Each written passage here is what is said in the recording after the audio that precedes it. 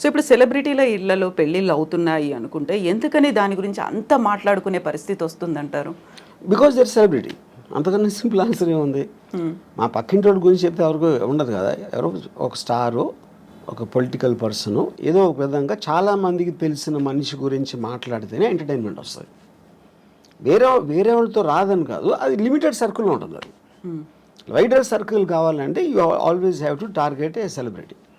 So పెళ్లి వ్యవస్థకు సంబంధించి అవుతున్నటువంటి లోపం, ఎక్కడ లోపం ఉంది అంటే వ్యవస్థలోనే లోపం ఉంది. ఎలా ఉండాలంటారు? నేను అదే చెప్తున్నాను, వ్యవస్థలో ఉందంటే మనకున్న ఇండిపెండెన్స్, మనకున్న మైండ్ సెట్లో ఇద్దరిని కలిపి ఒక చోట ఉంచటం, అది పెళ్ళి అనే పేరుతోటి వాళ్ళని బంధించడం అనేది that is where the problem comes.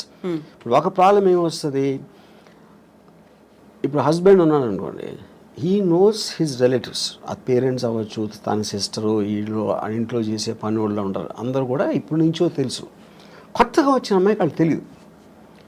అప్పుడు వీడికి వాళ్ళ మీద ఉన్న అభిప్రాయాలు సేమ్ అభిప్రాయాలు అమ్మాయికి రాకపోవచ్చు, which is one of the big reasons why the daughter in law versus the family ఎందుకు ఉంటుంది అంటే అదొక పాయింట్.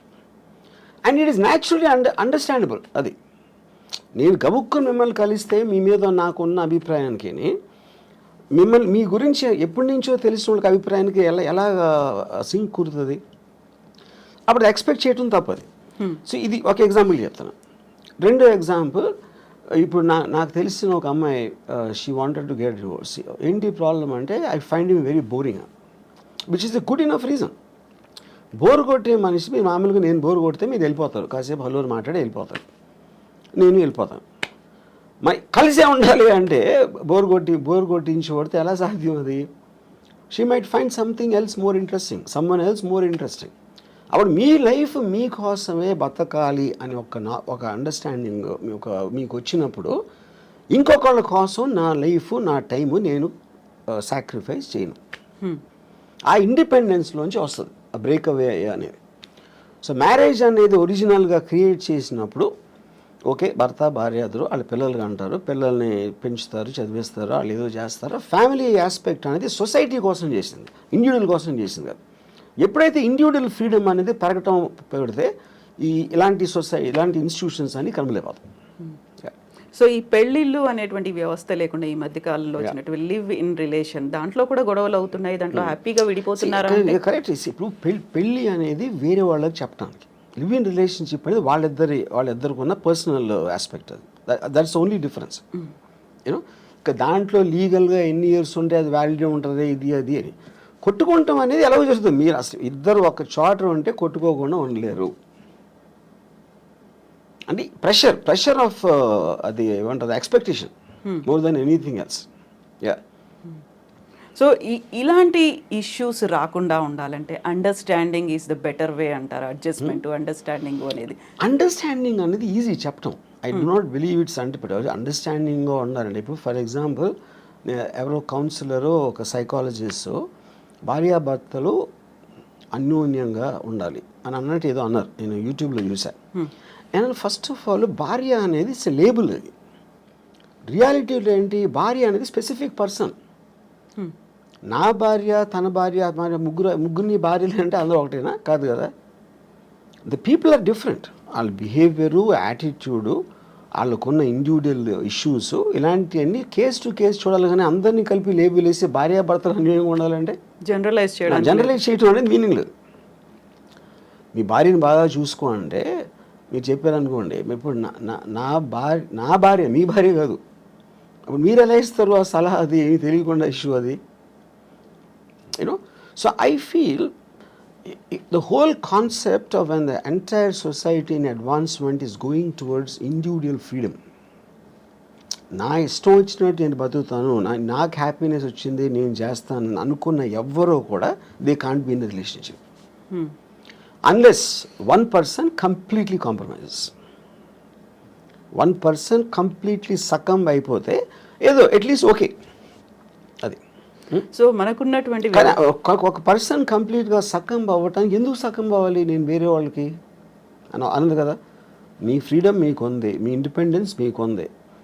పాత రోజుల్లో ఏంటి, ఫైనాన్షియల్ ఇండిపెండెన్స్ అమ్మాయిలకి లేనప్పుడు ఇంకా చేసేది లేక దే జస్ట్ అంటే ఒక స్లేవ్స్ లాగా ఉండేవారు. నేను ఇప్పుడు రెబెల్ అయినా కూడా నాకు వేరే గతి లేదు అనుకున్నప్పుడు they will bear with whatever is there for them. Yeah. So అలాంటి పరిస్థితుల్లో అడ్జస్ట్ అయిపోయి ఇంకా బయటకు వచ్చినా నేను బతకలేను, సమాజం నన్నే అంటుంది అనేటువంటి ఒక ఒపీనియన్ కూడా ఉంటుంది ఆ టైంలో.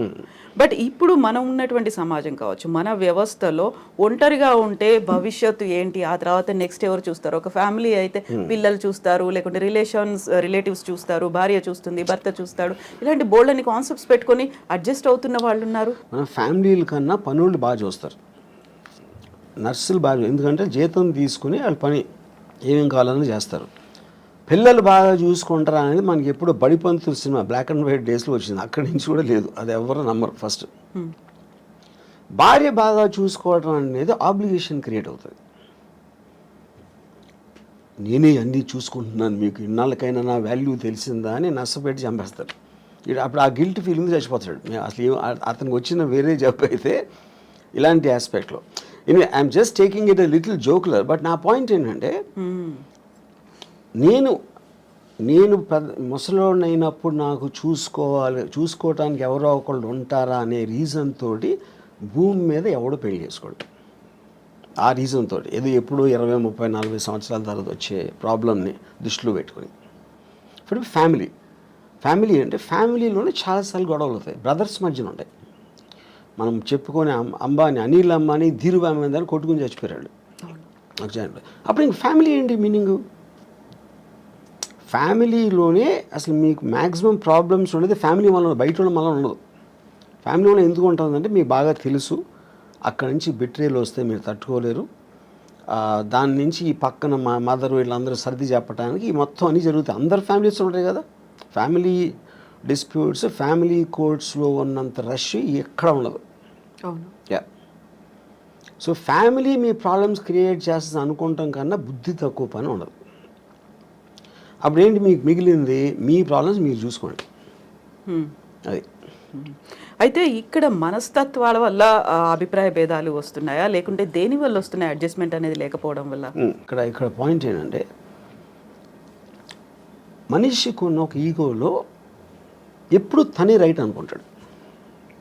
తనే రైట్ అని బతకపోతే తనకు పర్సనాలిటీ ఉండదు.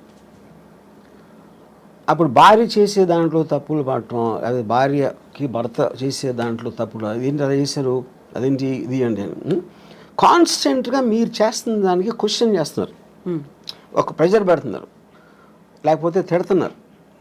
ఇలాంటివి చేస్తున్నప్పుడు ఆటోమేటిక్గా you want to break away from that kind of any kind of a force. ఈ human being wants to break away from force. ఆ ఫోర్స్ మీరు ఎమోషన్ నుంచి వచ్చిందా, ఫిజికల్గా వచ్చిందా, లేకపోతే సొసైటీ పరంగా వాళ్ళ అంటే చుట్టూ ఉన్న వాళ్ళు ఏమనుకుంటారు, లేకపోతే పేరెంట్స్ ఏమనుకుంటారు, ఇలాంటి రకరకాల ఆస్పెక్ట్స్లోంచి ఆ ప్రెజర్ ఉంటుంది. అది కొంతమంది సక్కం అయ్యి ఇంకా చచ్చినట్టు అలా బతికేస్తూ ఉంటారు. చాలామంది ఇష్టం లేకుండా బతుకుతారు, ఇష్టం లేకుండా సంసారం చేస్తారు. అందుకని మీకు పెళ్లి మీద అన్ని జోకులు ఎందుకు ఉంటాయి ఎప్పుడు? Because of that, you know.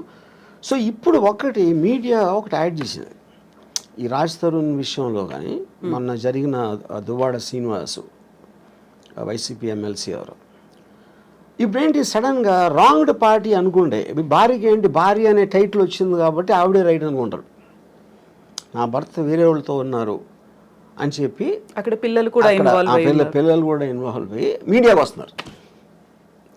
And media will love it, ఎందుకంటే పక్క ఇంట్లో వాళ్ళ గొడవలు అంటే మనకు మహాప్రీతి, రసగుల్లా కన్నా బాగుంటుంది వినటానికి అది. సో అప్పుడు ఇక్కడికి వస్తే ఈ ప్రెషర్ ఎంతో కొంత పోలీస్ మీద కూడా ఉంటుంది. ఇప్పుడు దాంట్లో కేసు ఉందా లేదా కూడా తెలియదు. కేసు ఉందా లేదా, పెడతారా, అసలు దానికి ఏమన్నా ఒక లాజికల్ కంక్లూజన్ వస్తుందా అని లోపల 1 month మీడియాకి టైం పాస్ అయిపోతుంది. దాని తర్వాత ఒక రోజు టక్కని మర్చిపోతారు దాన్ని, ఇంకో కేసు వస్తుంది. I feel that is going to be the నామ్. ఇప్పుడు రాజ్ తరుణ్ కేసు ఇన్ఫ్లుయెన్స్ ఎంతో కొంత ఆవిడ తీసుకుని ఉంటారని నా ఫీలింగ్. ఎందుకంటే మీడియాలోకి వస్తే, ఎందుకంటే మీరు ఎవరు చెప్తారు, మా అయితే పక్క ఇంటికి చెప్తారు, మీ పక్క వాళ్ళకి చెప్తారు, వెనకాల మీడియాకి చెప్తే మీకు మొత్తం పబ్లిక్లోకి వెళ్ళిపోతుంది కదా. పబ్లిక్ కూడా ఎంటర్టైన్మెంట్ కోసం, వాళ్ళకి ఎవరి మీద జాలి ఉండదు, ఏమీ ఉండదు, వాళ్ళు చేసుకునే పనులు, వాళ్ళ గొడవల మధ్యలో ఇది కూడా ఒకసారి కొంచెంసేపు యూట్యూబ్లో చూస్తారు, అంతకన్నా ఏమి ఉండదు అక్కడ ఎఫెక్ట్. సైకలాజికల్గా వాళ్ళకు మాత్రం ఏదో రాష్ట్రం అంతా తెలిసిపోయింది, అందరూ మన గురించి మాట్లాడుకుంటున్నారు, నాకు వీళ్ళు సపోర్ట్ చేస్తున్నారు, వాళ్ళు సపోర్ట్ చేస్తున్నారని అదొక కామెడీ డ్రామా బేసిక్గా ఫైనల్గా. సో అక్కడ సింపతియా, జాలియా, లేకుంటే మీరు అన్నట్టుగా కామెడీ డ్రామా, ఇవన్నీ కాకుండా ఉండేటువంటి ఒక కొన్ని ఎమోషన్స్ అనేవి ఉంటాయి, ఒక రెస్పాన్సిబిలిటీ అనేది ఉంటుంది. ఆ ఎమోషన్ మనకి తెలియటానికి ఛాన్స్ లేదన్న. Everybody has emotions. ఎవరికి ఉండవు ఎమోషన్స్? ఇప్పుడు ఆవిడేమో నేను కారు గుద్దేసి నేను చచ్చిపోతానని ఆవిడ అంటారు, ఇవేమో మెట్ల మీద కూర్చుని ఏడ్ చేసి కూతుర్ని పట్టుకుని ఆయనేమో వాళ్ళకి ఎంత చేశాను అంటాడు. ఇప్పుడు వీళ్ళు ముగ్గురులో ఎవరు కరెక్ట్ అని ఎలా చెప్తారు మీరు? అప్పుడేంటి మీకు సోషల్, పెళ్ళి అయింది కాబట్టి భార్య, పెళ్ళి కాలేదు కాబట్టి ఏదో వాట్ ఎవర్ దట్ ఉమెన్, మీరు ఈ లేబుల్స్ పెట్టేసి దాన్ని బట్టి జడ్జ్ చేస్తున్నారు మీరు. How is it right? ఇప్పుడు ఎమోషనల్గా ఒక పాయింట్ వాళ్ళు ఎందుకో కనెక్ట్ అయ్యారు. అప్పుడేంటి పెళ్ళి చేసుకున్నాక ఇంకొక అమ్మాయితో ఉండకూడదు అనేది మారల్ ఇష్యూవా, లీగల్ ఇష్యూవా, సోషల్ ఇష్యూ, ఏం ఇష్యూ అది? అది పర్సనల్ ఇష్యూ యాక్చువల్గా. యూనో పర్సనల్ ఇష్యూలో మరి సొసైటీ వెళ్ళి ఏలు పెడితే అంటే దానికి మీనింగ్ ఏముంది ఇంకప్పుడు? ఇప్పుడు ఆవిడ ఏడుస్తున్నారు, ఇంట్లో ఏం చేస్తున్నా మనకేం తెలుసు? ఇప్పుడు లావణ్య గారు ఉన్నారు, మీరు 5 చూస్తే 5 డిఫరెంట్ పర్సనాలిటీస్ ఉంటాయి. ఏ పర్సనాలిటీ నిజమైన లావణ్య ఎట్లా తెలుస్తుంది మీకు? యూనో రాజ్ తరుణ్ ఒకటి తెలుస్తుంది, రాజ్ తరుణ్ ఏంటో ఆ అమ్మాయి ఒకటి, వాళ్ళిద్దరికి తప్పిస్తే బయట ఏమున్నా ఎవ్వరికీ తెలియడానికి ఆస్కారం లేదు. మీరు ఒక ఇంట్లో ఉమ్మడి కుటుంబంలో కూడా బెడ్రూమ్లో భర్తకి భార్యకి ఏం జరుగుతుందని మిగతా ఫ్యామిలీకి తెలియడానికి కూడా ఆస్కారం లేదు. అదంత పర్సనల్ ఇష్యూ అది.